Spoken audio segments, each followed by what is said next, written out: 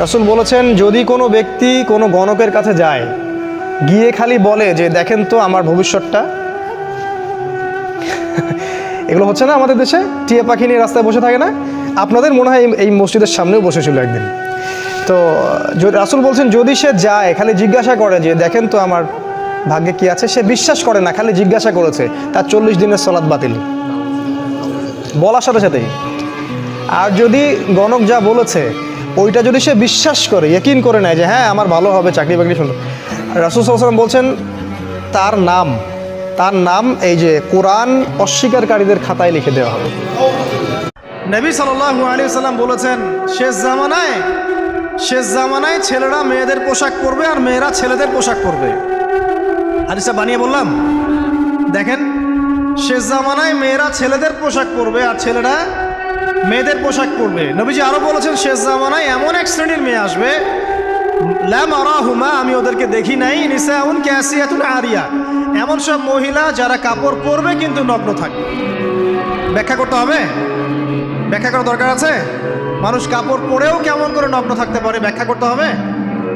মুমিলাতুন মাইলাত, এরা নিজেরাও অন্যকে আকৃষ্ট করবে, নিজেরাও অন্যের দিকে আকৃষ্ট হবে। খুবই সূক্ষ্ম শিরক।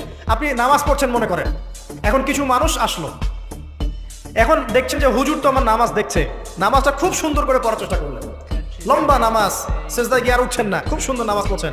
এই যে মানুষকে দেখানোর জন্য নামাজটা পড়ছেন, এটা শিরক। পর্নোগ্রাফি সবার ফোনে ফোনে। পর্নোগ্রাফি দেখতে থাকলে একটা মানুষ বাচ্চাকে না, কয়েকদিন পরে পশুর সাথেও জেনা করতে পারে।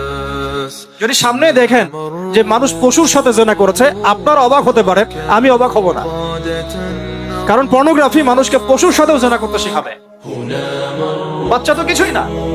যুবক ভাই, এসব জেনা ছেড়ে দেন, আল্লাহ রাব্বুল আলামিন আপনার জন্য হুর রেখেছেন জান্নাত, ইনশাআল্লাহ পাবেন ইনশাআল্লাহ।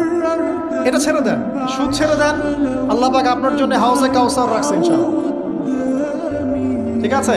অন্যায় পাপ ছেড়ে দেন, আল্লাহ রাব্বুল আলামিন আপনার জন্য জান্নাত রেডি করে রাখছেন ইনশাআল্লাহ। এই দুনিয়ার জীবনটা ধোঁকা, একটা ছোট্ট জীবন, পুরো ধোঁকা, কিচ্ছু নাই এর মধ্যে। সম্পর্ক শুধুমাত্র ভালোবাসার ভিত্তিতে টিকে থাকে না, ভালোবাসার চেয়ে বড় জিনিস হচ্ছে বিশ্বাস। আর সেই বিশ্বাস যখন উঠে যায়, তখন পরিবার ভেঙে যায়, স্বামী স্ত্রীর বন্ধন ভেঙে যায়, সামাজিক কাঠামো ভেঙে যায়। আমাদের সমাজ থেকে বিশ্বাসটা উঠে গেছে, দেখবেন কেউ কাউকে বিশ্বাস করতে পারে না।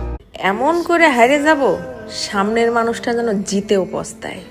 সম্পর্ক কিরাম করে রাখতে হয় তা বাবা শিখাতে আইসো না, কারণ আমি তো তাদের সাথেও হেসে কথা বলি, যাদের মনের মধ্যেও আমার জন্য টাটকা বিষে ভরপুর।